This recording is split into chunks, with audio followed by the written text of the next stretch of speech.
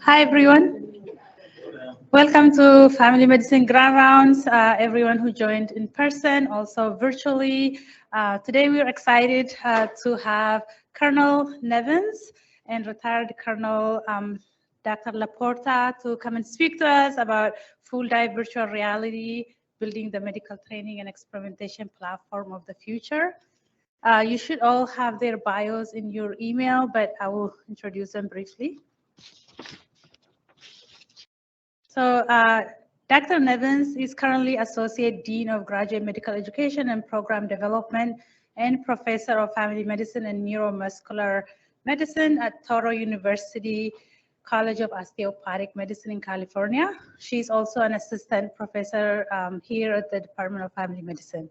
Dr. Nevins is Colonel in the U.S. Army Reserves, and she was previously Commander for 820th Hospital Center, Commander for 328th Field Hospital and Command Flight Surgeon for Army Reserve Aviation Command.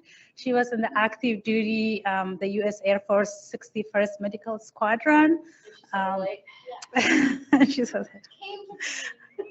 I can't comment on that, but she was the Chief of Field Response, Clinical Director of Laboratory Radiology Services, Chairman for Infection Control, and Director of EMT Training. She's also currently enrolled in the U.S. Army War College and will be receiving Masters of Strategic Studies in July of 2023. Dr. Nevins has won numerous awards. I'm not gonna read all of them, but she's also presented at numerous national conventions, and she's a member of several national committees. So, and Dr. Laporta is currently the Professor of Surgery and Military Medicine at Rocky Vista University School of Medicine. It's in Colorado. He's retired from the U.S. Army as a colonel after 26 years of service.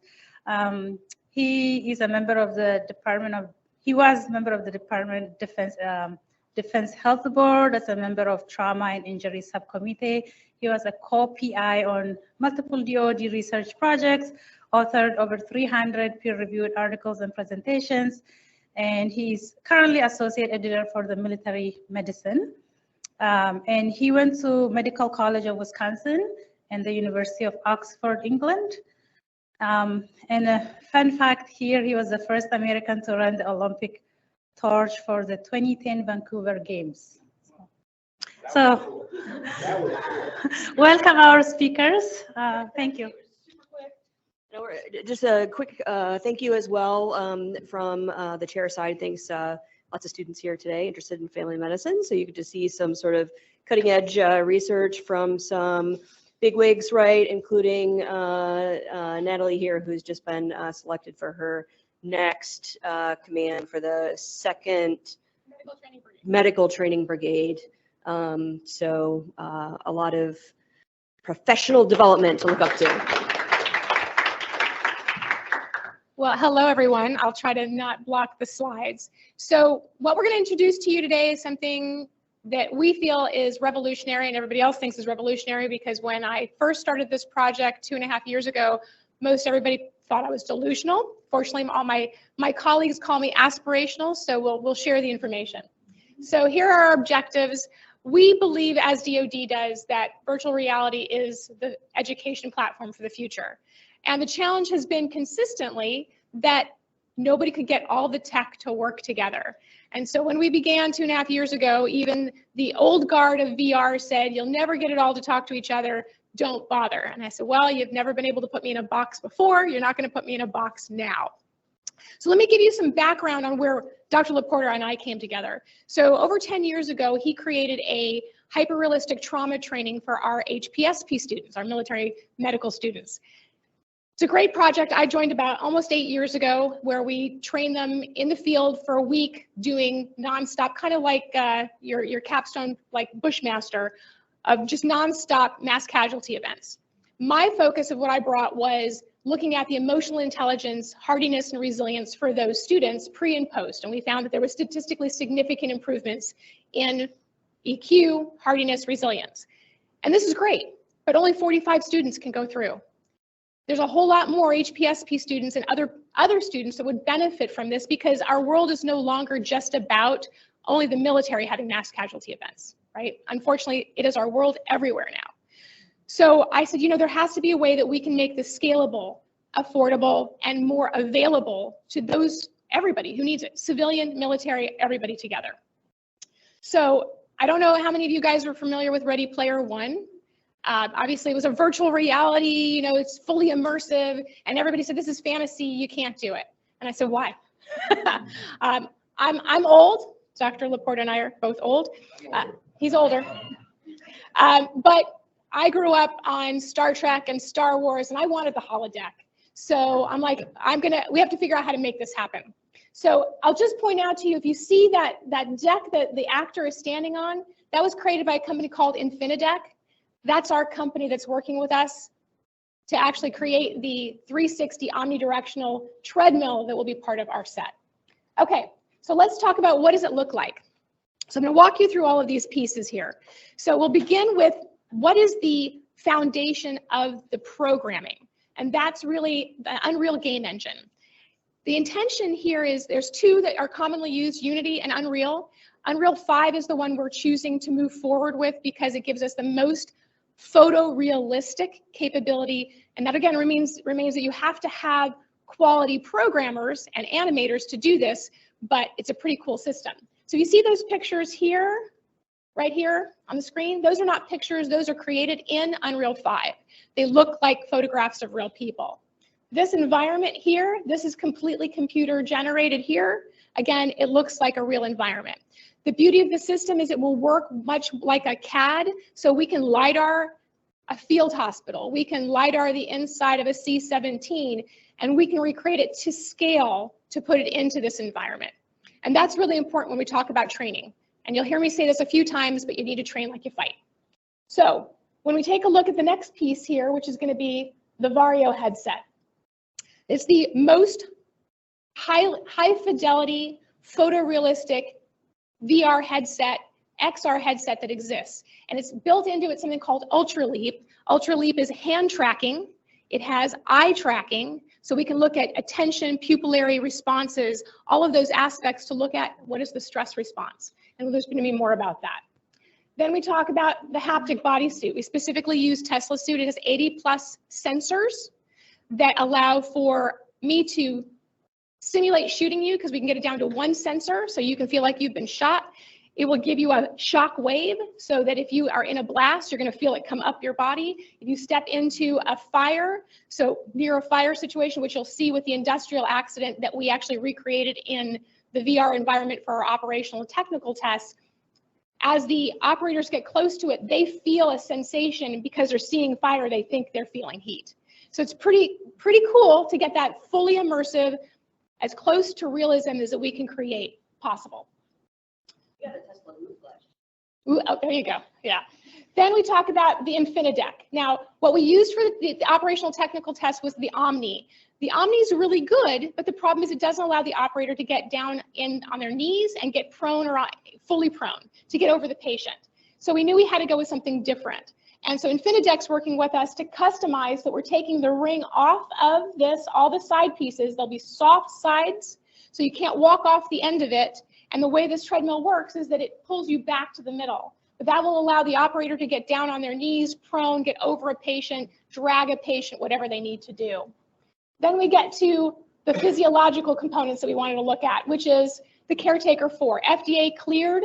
It gives us biometrics for heart rate, blood pressure, temperature, pulse ox. And they now have a new sensor that goes with it to get stroke volume, cardiac output, which means we really do understand what's happening with that individual physiological response to that environment. Then you add in haptics, which is for the operational test, we didn't use the haptics gloves only because it just came from the X Prize at that point in time. We've since integrated it with all of the system, which is pretty amazing. This gives you the full sensation. You can feel a spider crawling on your hand. You can grab objects. You get up to at least 8 pounds of force per finger and 40 pounds per hand. We're working directly, Dr. Laporte and I, with haptics to build out what tactical combat casualty requirements such as putting on a tourniquet, needle D, eventually crike, because we want to get to the point where we can eventually do incisions, all of that without a controller, with nothing else in your hand, but having the sensation of those objects in your hand, which is pretty cutting edge. And that gives you the whole grouping of everything that makes full dive virtual reality, which is pretty cool. So let's talk about the hardware configuration. There we go. So ultimately, we have to find this, it has to be untethered, and that's what's unique about this. So besides being untethered, right, using the InfiniDeck, and eventually we will probably have a harness system because we want to be able to simulate microgravity for our NASA partners. But that's a whole nother story. I told you, I'm a little delusional or aspirational, whatever you want to call it. Okay, so we have all these pieces that I already walked you through. The thing that's really unique about the Vario is it has 115 degrees of field of vision. So that means you're seeing your own hands, and you're going to see some great video that Dr. Laporte is going to walk you through, seeing the hands in real-time space, because some of the operators may not need to have the haptic gloves on to be able to interact. Our goal for the training is not just for the medical personnel, but the entire team. So if you take a look at an ODA for special forces, we want the people that they're taking care of to be their actual teammates. So we deal with the potential moral injury that may happen when you have 3 of your teammates who are injured and you have to decide who's getting those resources. We want to be able to simulate that stress environment. The hardware, I already walked you through these pieces, and again, we're using the most high fidelity computer systems for speed and for the capability to run all of our projects, but it's completely over the cloud. So it's over the Azure cloud. We had 150,000 from Microsoft for free for support for cloud computing and an engineer to make this all work. And when we did our testing, we had less than 0.7 seconds of latency, which is the most important piece when we talk about how you work distributed over the cloud. What does that mean? That means that although the 2 operators you're going to see were in the same physical space, they could have been anywhere in the world running the scenario together. That has great implications, which we'll talk about later on. So I just want to give you a more up-close version of what Unreal 5 can do. This is what we're looking at. That is not a photo. That is completely generated in Unreal 5. And we're fortunate because when we talk about AAA game rated, the company we work with is ShinyBox. These are the guys who did Call of Duty, Guitar Hero. They are AAA rated, and they are the best in the business at what they do. And they're our partner for building out our environment. So here's the operational tests. So we did technical tests, then operational and usability tests, because again, people are always concerned, what's going to happen? Are you going to have, simulator sickness, VR sickness? And so we wanted to figure out what works, what doesn't work. So for the usability test, as I mentioned previously, we had the whole unit. We had 2 operators fully distributed over the cloud, so they could have been anywhere in the world. And then we used our game engine, as we mentioned. We created an environment which was an industrial accident, where we have 1 operator who's functioning as a firefighter, 1 who's functioning as an EMT. In real world, the 2 operators are paramedic, EMT, firefighters, and on the military side, they're 18 Delta Special Forces in the Army National Guard. So we wanted to have feedback from the civilian side and the military side to let us know, hey, is this crap or not, right? Let's have just a real down and dirty moment. And you're going to see some incredible physiological responses that Dr. Laporte is going to show you as well. So we captured all their biometric data, which you'll get to see. And what we found is that it is completely usable. We can mitigate everything that causes the issues for VR sickness if it's done correctly. And if you have everything, and Dr. Laporte will talk a little bit about that as well. But we also discovered is that we had no problem with just our first setup. We could have hosted 30 plus operators at the same time.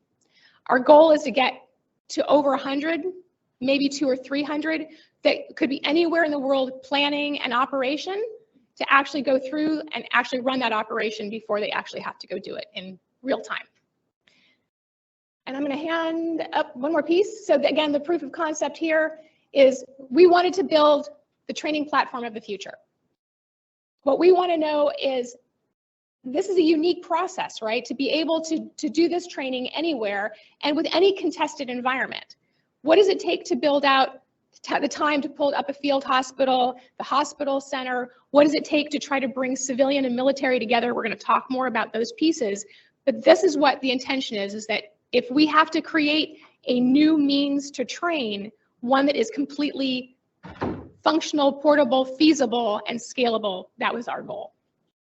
And so what I will tell you is what's really unique about us is this is our team. I'm going to show you a little bit more about each one of them at the end. But we have a multi-institution, multi-company group that is not in this for the money, crazy enough as that may sound, is that we want to create a training platform for our medical providers and our others, but all the medical providers from first responders up that have a training capability of the future so that you guys are able to do whatever you need to be able to do. And that you're going to be mentally and physically and physiologically prepared before you get there for the real fight. Okay, and so I'm going to hand this over to Dr. Laporta to show you some cool video. When you're old, you get to pick the cool stuff. So besides everything else, I remember when everybody thought Rick Satava and I and John Bowersox and Paul Kortz were crazy when we developed this thing called the green telepresence machine that became the Da Vinci. But nonetheless, being crazy is sometimes good. So this is a fascinating little set of developments. By the way, I am Italian, which makes this a big problem. And so I hope the people on the slide or on the Zoom can hear it. So Ultraleap is fascinating. And so Aaron is a genuine hardcore special ops, multiple deployments, South Metro Fire and Police, which means we're in the gunfight every night anyhow. And he is, at this point, you see, holding his hands together.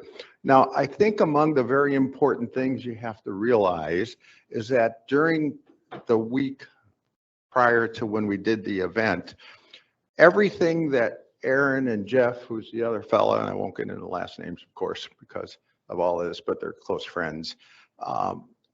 Everything that they learned was in a white room. They simply, there was no real room there. They would learn to grab a ball, and then if they squeezed it too hard, the ball would burst, and they would feel the feelings and all that. So all the activity had nothing to do with the scenario. We took a fair amount of time developing the Tesla suit feelings. And as you would think, a special hardcore special operator wants to be tough. So Aaron kept saying, turn it up, turn it up. I got to figure this out here. So. Did that work? I hit the wrong button. Help me. Usually I got people around, Here we go. Which button was that? So just watch. He said, let's make it feel like it's real something hitting me. So we did. And as he says, that was gnarly. So. This is Ultraleap here. He's seeing his own hands in the monitor. Now we elected to use Ultraleap over the haptics gloves because the haptics gloves at this point are a little bit large. Yeah, we had one pair and they're the first generation. They've given us the second generation already, which is going to make it a lot easier.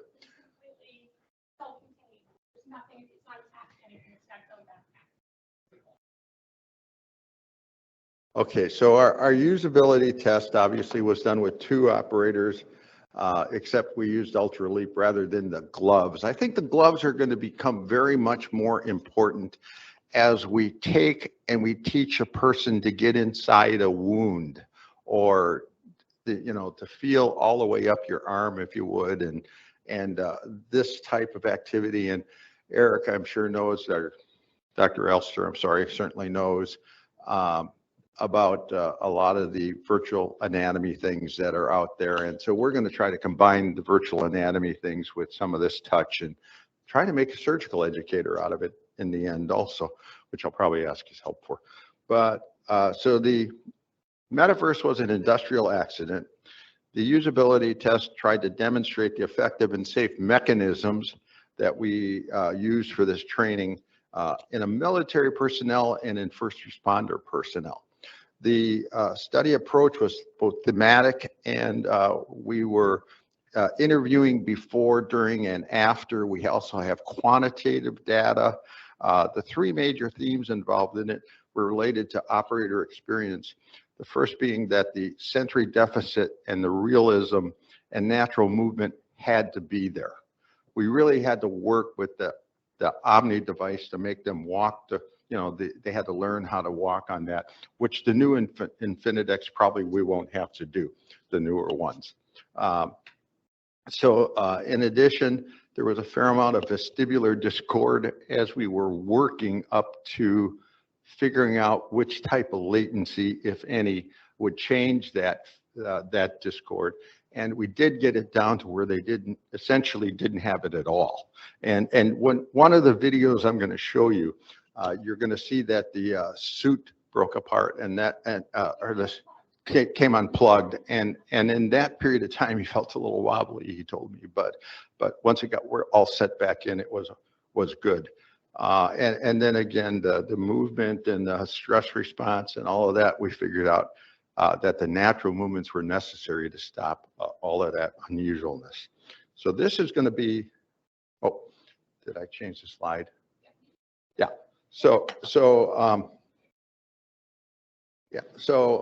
Again, we had a lot of things we were measuring, a lot of purpose in it. We had to demonstrate the relationship of the vital signs to the real event. We had to demonstrate the real world scenarios around it. We acclimated both people for almost a week and had them really feel like it was real. We made sure they understand their roles. One was going to be the firefighter. One was going to be a paramedic that was along with the firefighter, just as in the real world. In the end, we wanted to make sure, and we did get that we had the two operators and we had real-time vital signs, real-time every piece of data that you're going to see all happen right on the spot. We were able to collect it through all the ways Dr. Nevins said. We have a fair amount of ideas as to just which kind of biometric and physiologic and resilience and hardiness type of data we want to collect in the future. So this is interesting. Yeah, so this is interesting in that we're over here, there's going to be a set of screens as we go forward. So now we don't have sound on this. It's the way it was collected. But if you look very closely here, you will see it says, puts the fire out in the path, explosion, and the big fire, and comes in another big fire, etc. So there's all these points, and there will be a flash point on the screen. Now,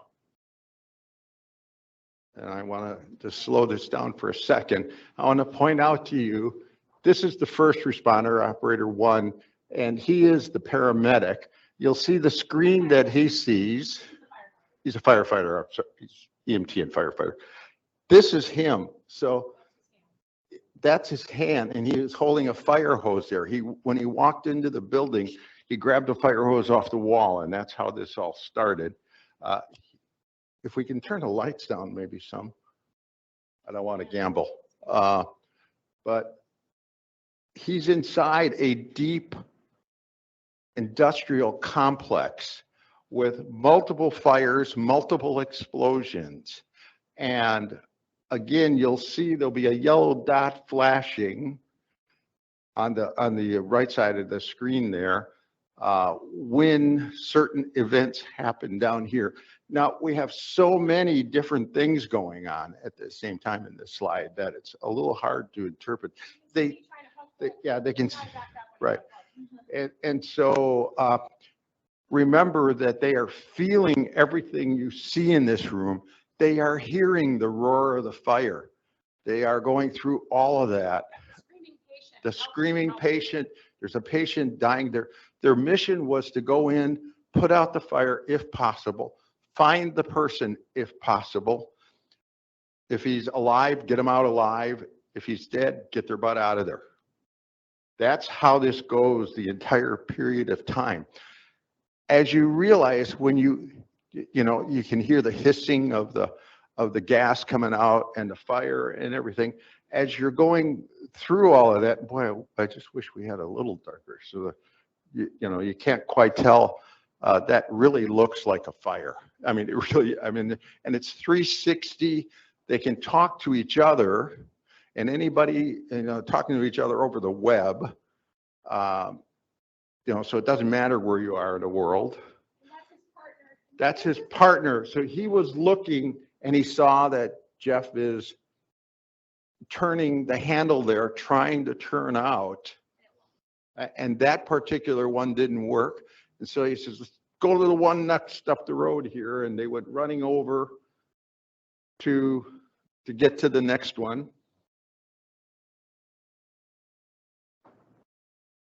And each of these are about 4 or 5 minutes, just so you know. We'll run this one to the end and maybe not run the next one. There it goes, the yellow dot. I don't know if you saw the yellow dot in there. Yeah, and so, you saw the yellow dot. We put the yellow dots in because we knew the events, and so we wanted to see if they matched, right? So we saw, oh my God, this is another, we know when the explosion is going to be, so we match up the timing on it, and sure as heck, the physiologic response was there. And in real time, that's his caretaker vitals. You're seeing all of his vitals there on the screen. Yes, so if you see, again, those are his vitals on the screen there. Every single one of those relates to operator 1. So I hope the folks at home and on Zoom can see all of this, because it's pretty fascinating as we go forward. And then I can't tell just how far it's gone. But again, once again, you can see him. That's his hand. He can see his own hand. He can feel his own hand. He can squeeze his own hand. He can tell that it's holding a hose, etc. Next one. Yeah, there we go. Maybe we go. Yeah. There we go. Operator 2. So operator 2. His point of view here. So this is his point of view here, just so you see. So that's previously you saw the other person's point of view. This is what he's seeing in his headset. Operator 2 is a marathoner and an Ironman. And as he has told me for the 10 years I've known him, he's a rock and intends to remain a rock until he's old. And he says, I don't have any heart rate variability because I'm just so trained and so habituated and so tough. Wrong, Jeff. Wrong, Jeff. And so that, of course, is the kind of guy and gal we are going to be looking at, because we all think that the seasoned special operator or seasoned soldier of any kind or seasoned surgeon of any kind is a habituated person that tries to keep their pulse and respiratory and everything, sort of even. So we pretty much proved, it doesn't matter. There's still something called the sympathetic system and the parasympathetic system. Finally, they get one turning. So finally, they get one turning. And they're able to get out of there because they got that one turning. And so you'll see on the map there, it says, I think it says, let's get out of here. I guess that's not on this one. So, one says to the other one, we got to get out of here, right? One guy's looking at, so at this point, Jeff is looking at Aaron. Number 2 is looking at number 1. Have you talked to him about the facial things we're thinking of doing? Yeah. So as you see right now, we didn't spend the money to get photorealism for this event, right? we have it for the environment, but not so much for the faces. Our goal, I'm sure you guys have seen ChatGPT and some of the AI capabilities now. The goal will be that we'll work with AI to put in the picture of you as the operator and create your own face on your avatar. So that way, your team members know who you are. There's no like name hanging over your head, right, kind of thing. And that way it increases the realism and the stress, which is what we want. And your real team will be with you. That's key. And the avatar will be your real team and your buddies. Okay, so we'll keep going here. So why? Why does this matter? Well, because we have so many applications that we can use this for training, and it is just too important. Like I said before, we can simulate now any environment. How do you train in a hurricane? Well, we don't, right? Because it's too dangerous to train in a hurricane. But we can recreate a hurricane for you to train in. We've been training in the Middle East for a really long time, but do we know much about Indo-PACOM? Do we know much about the different weather that we may have, the different environments that we're going to be in? And we need to get your brain simulated to understand that's what you're going to be going to too, because that also helps to reduce stress. So that's the beauty of all of this, that we can create all of those areas. But again, we decided to start with tactical combat casualty care, point of injury, because that's where it all begins. And so we're going after 2 grants, as Colonel Wynn's aware of. One, which I'll talk a little bit more about, that's related to the psychological and cognitive behavioral health of that warfighter. And again, this is all branches, right? And it's also civilians, and it's also our multinational partners. But it's also the key points of understanding that we can function in all of those different areas. The other ones for SOCOM. Why? Well, 18 deltas generally see some of the worst stuff and have the most austere environments. So that's where we're beginning. Those are the 2 grants that we're going after. We were fortunate to have support, like I said, from Microsoft for our cloud computing, Touro University, and the Center for Disaster Medicine at New York Medical College, who helped us to fund the technical and operational tests, which was crazy. And here's what we're looking at, right? So now that we have disaster scenarios, how often is the military now asked to support civilian to do DISCA when we have natural disasters or not so natural disasters, right? But how often are we capable of training together? We all have limited time, limited resources, it's expensive, and trying to bring people together means that they're not doing their regular job. Well, now you don't have to travel theoretically, because if we can get the equipment to where you are and realize that Infinideck's 5 feet by 5 feet, not 8,000 square feet, that's a huge difference for how you can set up to be able to use this training. So we're all academics too, so I put in a little bit of research for you just to remind you this is real. And there's a lot of good research that's already been done on VR technology with really bad animation, and it makes a difference. So if we can make a difference with bad animation, and now we can make it realistic where you feel fully immersed, now it's not just about a skill that you can learn how to do, but now we're actually dealing with the entire warfighter. Mind, body, and skill at the same time. And that's what we want to focus on. So this will facilitate quality interprofessional education at scale, independent of geography, and transform how we deliver education to the clinicians of the future. And that is truly what we believe. So what are we doing? Again, I said train like you fight. That's what we want to be able to do.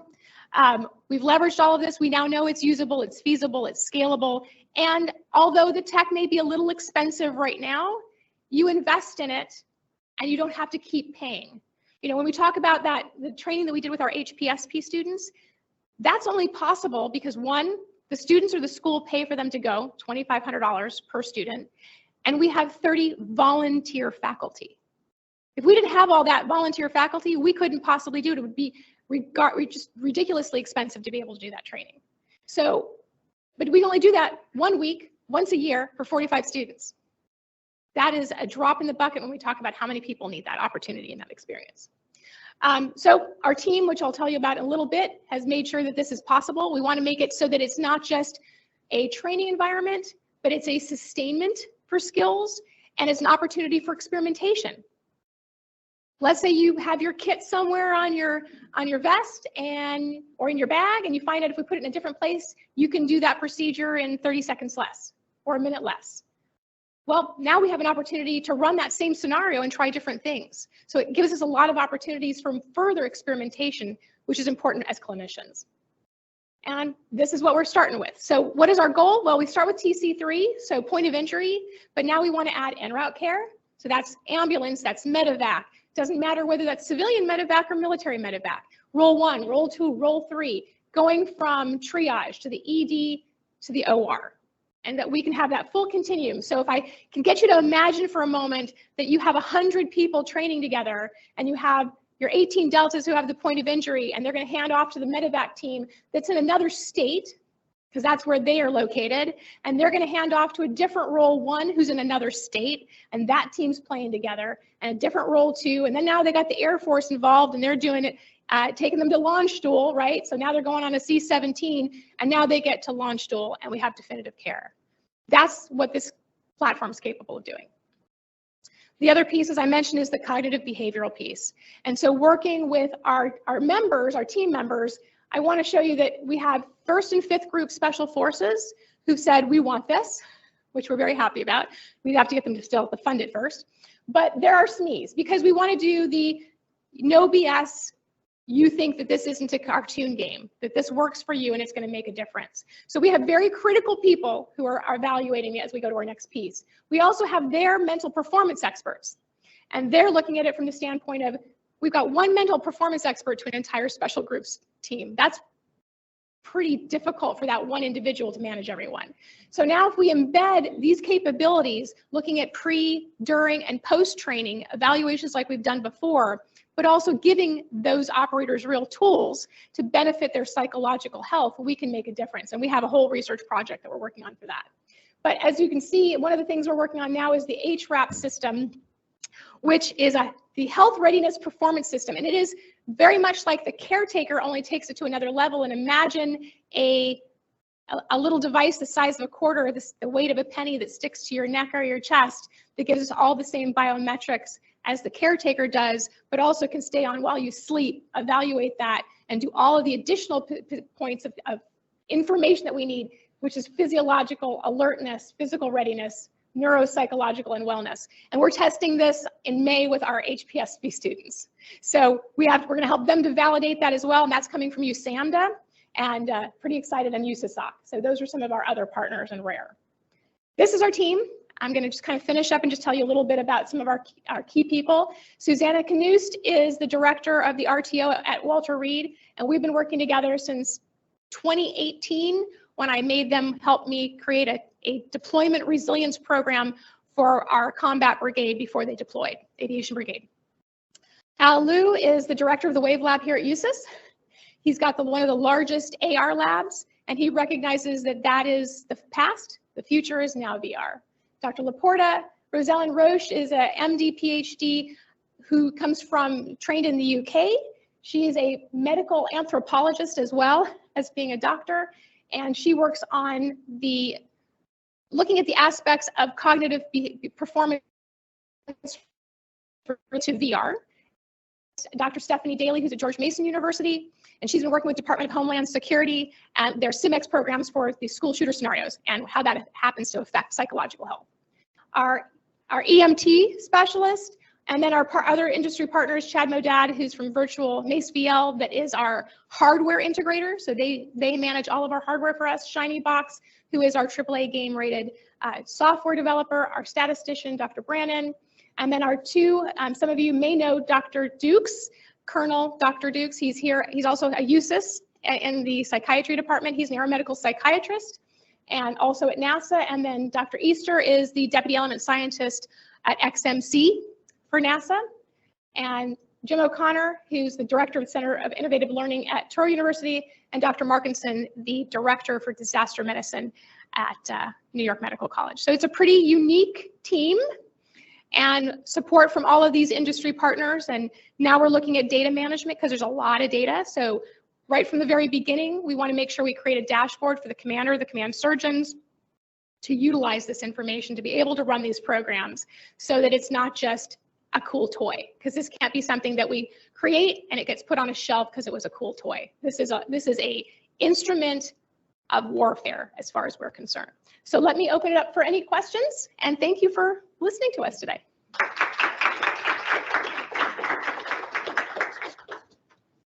Yes, please. Ma'am, can you talk a little bit about the acclimation period that you put the operators through? Because as you mentioned, the synthetic response to the simulated scenario is what you want, as opposed to a synthetic response to the equipment that they're wearing. Exactly. I'm wondering how you tease that out to get me.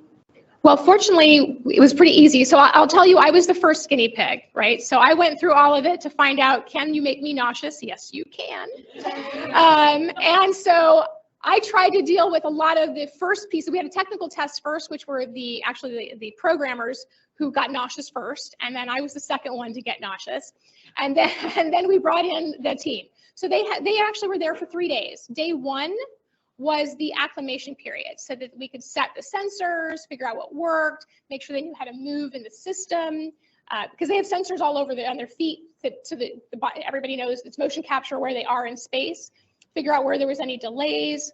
So they had 1 full day in the white room, right? Which was literally just, here's tables with things on them. So they got to go pick up balls and try to figure out that. Can they kick a ball? Can you pick up the fire hose? Can you put out a fire, right? All of those things they did for the first day.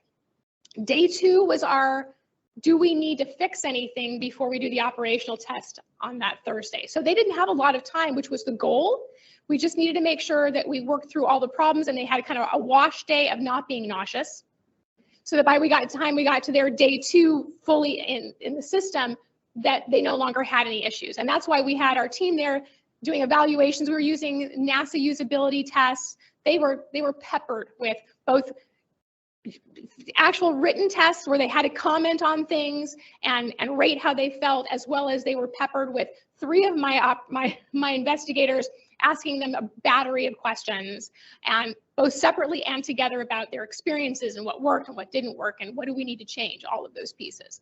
So by the time we got to the operational test, again, they first went into the white room just to get acclimated again on their day 2, make sure they remembered how to do everything, and then blam, they're thrown into the industrial accident.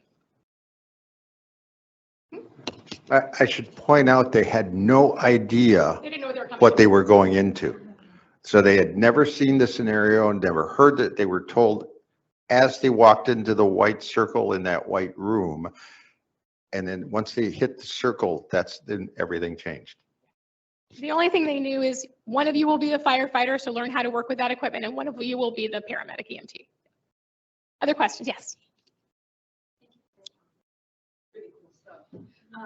We think so. My question was, given that eventually the goal is to get a alternate reality version of your face, of your body, and your teammates within this simulation scenario, are there anything specific like privacy or security? Nowadays, social media, AR, it's kind of like data leaks, it's all Right. sort of an issue. But is that something that you're anticipating about? We actually already anticipated it, and that is why we are looking with a company called Palantir, who has DoD contracts, and I'll give you an example. They manage data for Airbus. Okay, so, and they're used to handling like 300,000 data points at a time. So we believe that looks like everything's moving forward, because we need it to be, we've said this has to be HIPAA secure, that level of security, right? It can't, because we're going to have biometrics on these individuals, right?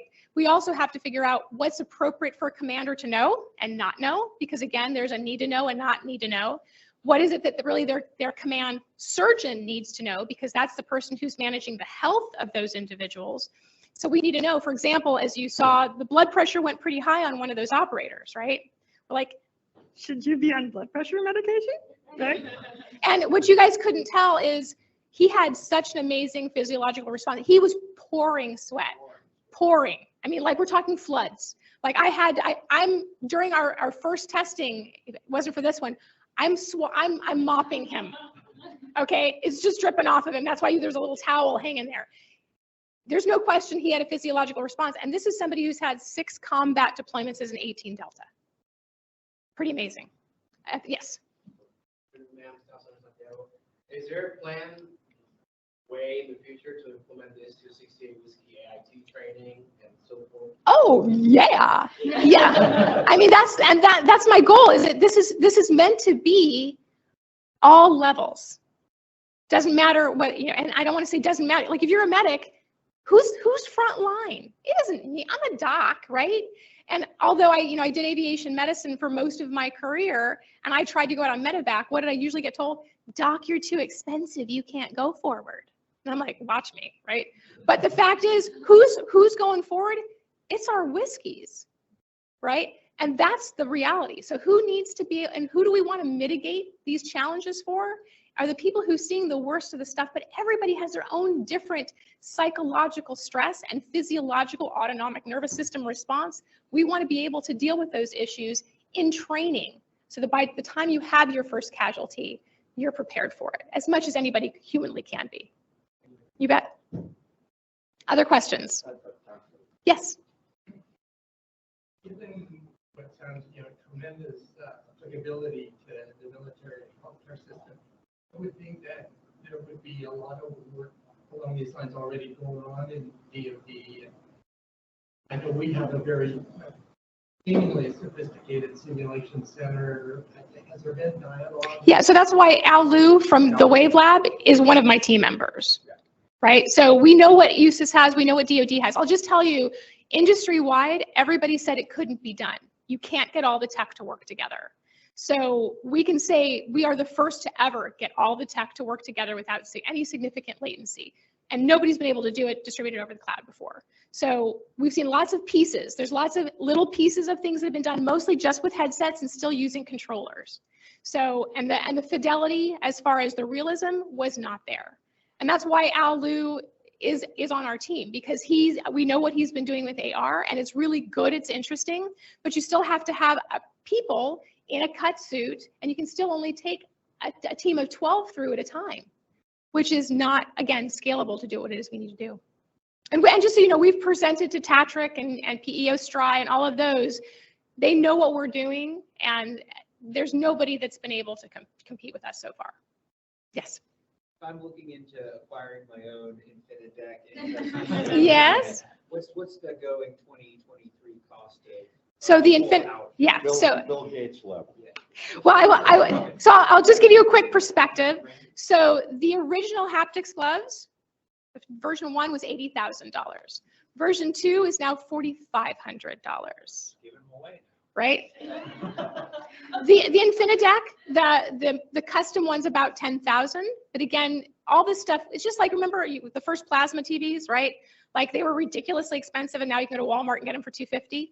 Like that's what's going to happen with us. The headset is still about 6,000 because it's the highest level. The Tesla suit's about another 8,000. So we know that the first build out of this stuff, and it's also going to be, it's going to be obsolete pretty quickly. And the intention was that we know that, so that's why the programming is not obsolete, and it doesn't depend. Thanks. Yes, well, please go ahead. No, this is great foundational work. I do think, we're moving into engineering problems, right? And the plasma TV is a great example.